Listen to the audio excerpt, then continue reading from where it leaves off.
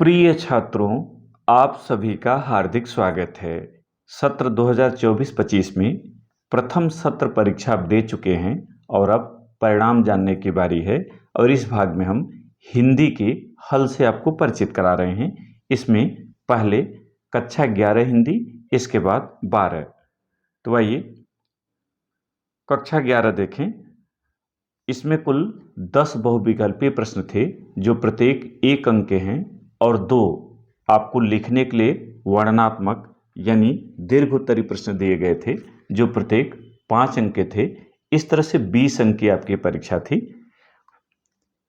पहला प्रश्न, अगर बहुविकल्पी की बात करें तो हिंदी का पहला कवि माना जाता है।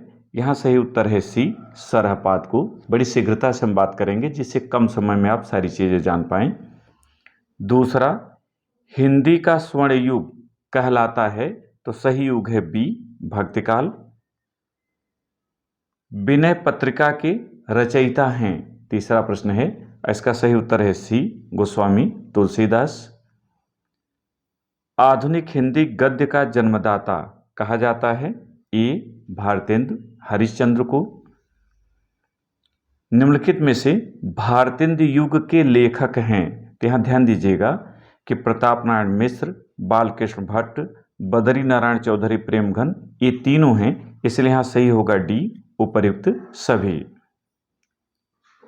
साहित्य सीकर कृत के लेखक हैं, यानी इस कृत को किसने लिखा है, तो यहाँ सही उत्तर है डी, महावीर प्रसाद द्विवेदी।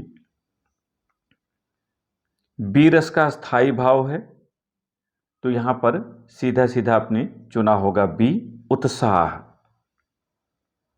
पीपर पात सरिस मंडोला पंक्ति में अलंकार होगा, यहां सही उत्तर है ए, उपमा।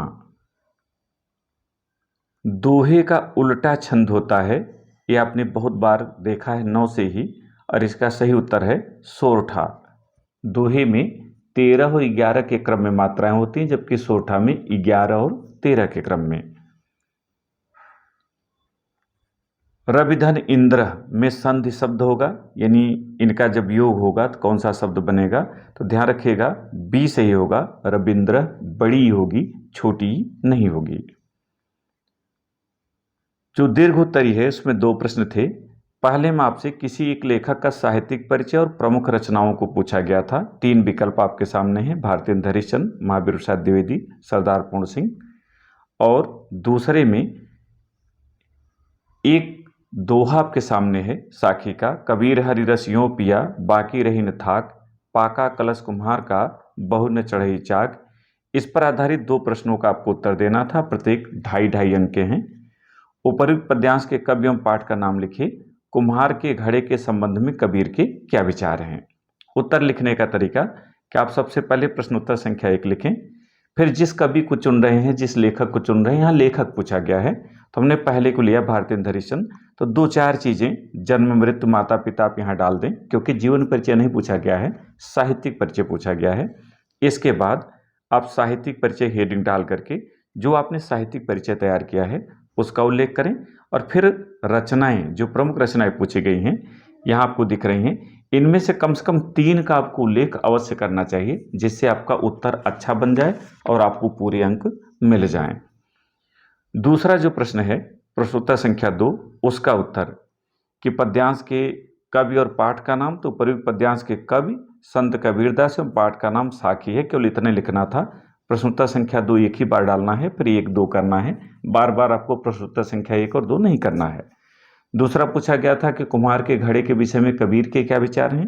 उत्तर, कुम्हार के घड़े के संबंध में संत कबीरदास जी का विचार है कि जब वह पक जाता है तब उसे फिर से चाक पर चढ़ाने की आवश्यकता नहीं पड़ती, यानी मूल बात आपको लिखना है, विस्तारित करने की यहाँ कोई आवश्यकता नहीं है। अब आइए कक्षा 12 पर चलें। पहले बहुविकल्पीय प्रश्न, हिंदी की प्रथम कहानी मानी जाती है, इसका सही उत्तर है डी, इंदुमती, केशरीलाल गोस्वामी की। दूसरा, पृथ्वी पुत्र कृत के लेखक हैं, यानी किसने इसको लिखा है, तो इसका सही उत्तर होगा ए, वासुदेव शरण अग्रवाल। अशोक के फूल की रचना विधा है, यानी इसकी विधा कौन सी है? तो सही उत्तर है बी, निबंध। ये है हजारी प्रसाद द्विवेदी जी की। प्रकृति के सुकुमार कवि कहे जाते हैं, बहुत बार ये प्रश्न पूछा जा चुका है, तो इसके उत्तर में आपको चुनने में कोई समस्या नहीं हुई होगी। सी, सुमित्रानंदन पंत। प्रिय प्रवास महाकाव्य के रचयिता हैं। यहाँ पर जो नाम है शार्ट में थे, लेकिन आपको इन्हीं को पहचानना था और आपको लिखना भी था। तो यहाँ ये होगा हरिऔध, अयोध्या सिंह उपाध्याय हरिऔध, जबकि पंत सुमित्रानंदन पंत का पूरा नाम है, रामधारी सिंह दिनकर जी और सूर्यकांत त्रिपाठी निराला, लेकिन सही है हरिऔध। चरण कमल बंदो हरिराई पंक्ति में अलंकार है, इसमें कौन सा अलंकार होगा ये पूछा गया था और इसका सही उत्तर है बी, रूपक। श्रद्धा मन प्रसंग अवतरित है, किस महाकाव्य से लिया गया है आपको ये चुनना था और यहां सही उत्तर है सी, कामायनी से। शांत रस का अस्थाई भाव होता है, इसका सही उत्तर है डी, निर्वेद। जय हनुमान ज्ञान गुण सागर जय कपीस तिहुँ लोक उजागर पंक्ति में छंद होगा, तो बड़ी सरलता से आपने यहां चुन लिया होगा। यहां है ये चौपाई। अनेकार्थी शब्द द्विज का निम्नलिखित में से अर्थ होगा, तो अनेकार्थी का अर्थ पक्षी भी होता है, ब्राह्मण भी होता है, दांत भी होता है, चूंकि इनका 2 बार जन्म होता है, इसलिए यहां सही होगा डी, उपर्युक्त सभी। जो दीर्घोत्तरी प्रश्न थे उसमें पहले में किसी एक लेखक का साहित्यिक परिचय और रचना लिखना था, जैसे वासुदेव शरण अग्रवाल, कन्हैयालाल मिश्र प्रभाकर, हजारी प्रसाद द्विवेदी। इनमें से किसी एक को चुनना है, नीचे आपको उत्तर हम दिखाएंगे। और दूसरा पूछा गया था एक पद्यांश और उस पर आधारित 2 प्रश्नों का उत्तर। हे भरत भद्र अब कहो अभिप्सित अपना, सब सजग हो गए भंग हुआ ज्यों सपना। प्रश्न इस पर थे, उपयुक्त पद्यांश के कवि एवं पाठ का नाम लिखिए। दूसरा, हे भरत भद्र अब कहो अभिप्सित अपना, यह कथन किसका है?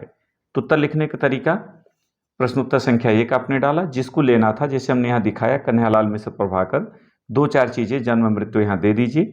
फिर आप यहाँ सीधे लिखिए साहित्यिक परिचय, उसका उल्लेख कर दीजिए। और फिर रचनाओं के क्रम में जब आइए तो वहाँ कम से कम 2-3, हमने इतने जितने इनके होते हैं सब दिखा दिए मुख्य मुख्य, आप 2-3 यहाँ दिखा दीजिए तो आपको पूरे अंक मिल जाएंगे। प्रश्नोत्तर संख्या 2 का उत्तर, तो पहले का उत्तर है उपयुक्त कविता का शीर्षक कैकेयी का अंताप और कवि का नाम मैथिली शरण गुप्त है, साकेत से इसे लिया गया है। दूसरा, हे भरत भद्र अब कहो अभिप्सित अपना, यह किसका कथन है? तो यह कथन श्री राम का है। तो इस तरह से ये सॉल्व है। और छमाही परीक्षा जो अर्धवार्षिक आपकी परीक्षा होगी उसमें भी आपको इससे बड़ी मदद मिलेगी, तो इसका अभ्यास करें, तैयारी करें, परिणाम आपको कक्षा में बताया जाएगा। तो एक नए वीडियो के साथ फिर मिलेंगे।